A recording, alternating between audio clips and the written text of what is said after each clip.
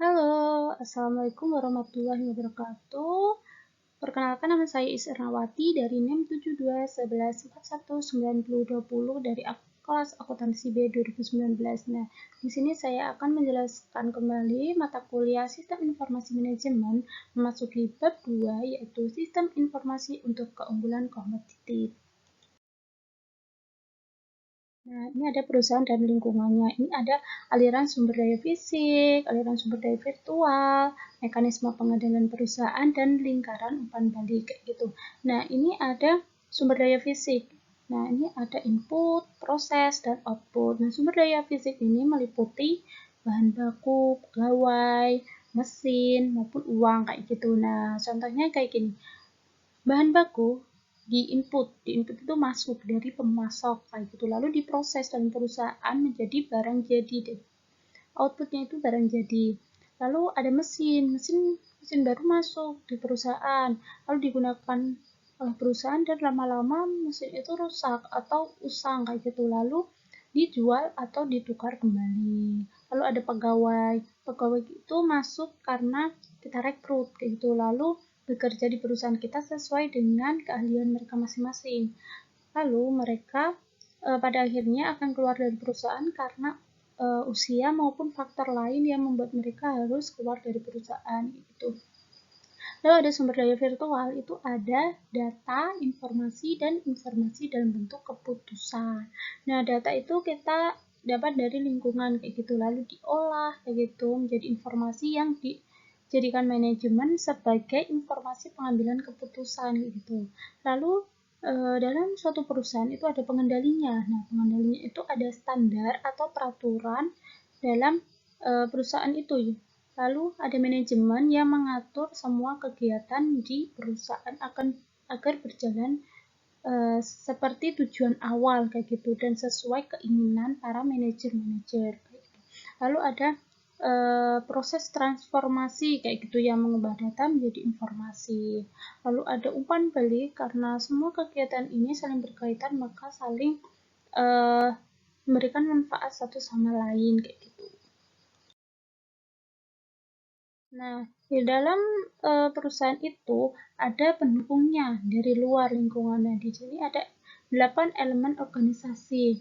Ada pemasok. Nah, ini pemasok merupakan yang memberikan bahan baku yang akan diolah organisasi atau perusahaan menjadi barang jadi, dan barang jadi itu akan diberikan kepada pelanggan kayak gitu. Lalu ada masyarakat keuangan, ini merupakan seperti instansi-instansi keuangan seperti bank atau instansi lain yang memberikan pinjaman ke perusahaan. Ada pemerintah yang membuat undang-undang dan memberikan bantuan seperti subsidi ke perusahaan. Lalu ada masyarakat global, agar organisasi ini atau perusahaan bisa memasarkan produk atau jasanya sampai ke ranah global kayak gitu. Lalu ada serikat pekerja, ini merupakan kumpulan dari pekerja-pekerja baik yang ahli maupun tidak ahli dalam berbagai bidang kayak gitu yang ada di perusahaan. Ada pemegang saham, di mana mereka merupakan orang yang menginvestasikan uangnya di perusahaan, atau bisa dibilang kalau pemegang saham ini adalah pemilik perusahaan kayak gitu. Pengelolaan aliran sumber daya fisik, manajemen rantai pasokan. Itu aktivitasnya kurang lebih ada 9 ini, seperti meramalkan permintaan pelanggan, membuat jadwal produksi, menyiapkan jaringan transportasi, memesan persediaan pengganti dari para pemasok, lalu ada menerima persediaan dari pemasok, mengelola persediaan bahan mentah, bahan dalam proses, dan barang jadi, lalu ada melakukan produksi, melakukan transportasi sumber daya kepada pelanggan, lalu melacak aliran sumber daya dari pemasok di dalam perusahaan dan kepada pelanggan. Nah, kurang lebih itu ada 9 ini, kayak gitu.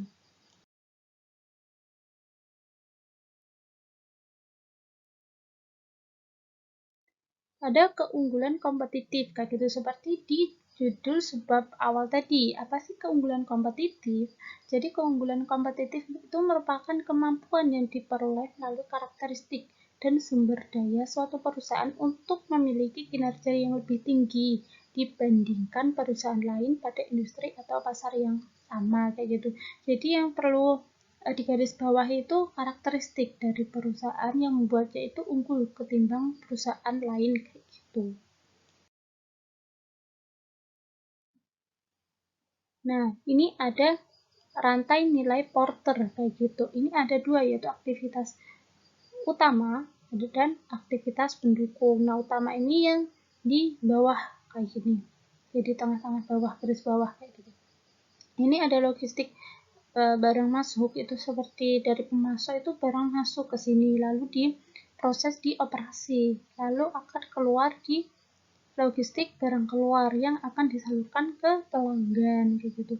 Lalu di pemasaran dan penjualan ini merupakan di mana bertemunya suatu pemesanan dari pelanggan atas produk atau jasa kita. Lalu ada jasa, ini yang dimana disinilah titik antara perusahaan dan pelanggan menjaga hubungan baik kayak gitu.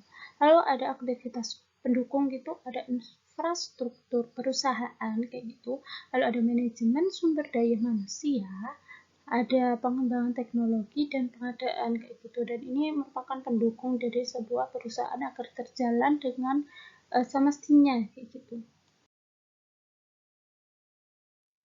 Lalu ada dimensi keunggulan kompetitif. Yang pertama itu ada keunggulan strategis. Ini merupakan keunggulan yang fundamental karena ini merupakan di mana strategi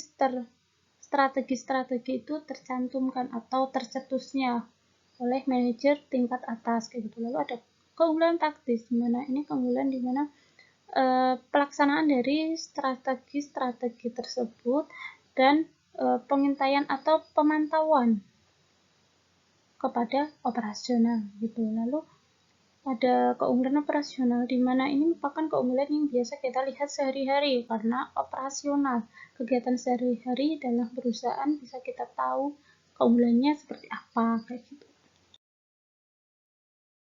Lalu ada tantangan dari pesaing-pesaing global gitu. Nah, karena perusahaan sudah multinasional kayak gitu, maka tantangannya itu juga semakin besar kayak gitu, mulai dari dalam proses informasi maupun dalam koordinasi di perusahaan kayak gitu. Jadi semuanya harus berskala lebih berat dari perusahaan yang biasanya gitu. Karena memang untuk menjadi perusahaan yang besar itu pasti pesaing-pesaing dan tantangannya lebih besar kayak gitu.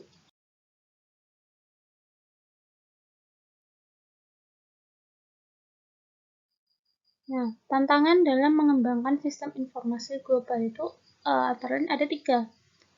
Yang pertama ada politis, nah yaitu pembatasan akses, karena kebanyakan akses itu ditujukan atau diprioritaskan kepada negara kayak gitu. Jadi untuk pengusaha-pengusaha, apalagi pengusaha swasta kayak gitu, aksesnya itu benar-benar terbatas kayak gitu.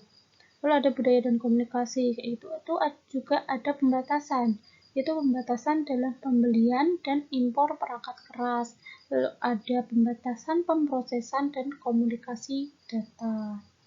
Nah, untuk di bidang teknologi itu ada masalah gangguan listrik itu karena antara perusahaan satu dengan yang lain maupun antara perusahaan dengan anak perusahaan itu listriknya itu kekuatan berbeda-beda kayak gitu. Jadi untuk mengupload dalam kinerja perusahaan itu juga memerlukan listrik yang tinggi loh. Jadi gangguan listrik merupakan salah satu tantangan dalam mengembangkan sistem informasi global. Nah, dimensi informasi. Nah, informasi itu harus relevan dengan masalah yang ada kayak gitu. Lalu harus harus akurat informasi tersebut. Nah, informasi itu juga harus tepat waktu kayak gitu. Gimana dalam menyampaikan informasi harus tepat waktu dengan situasi dan kondisi.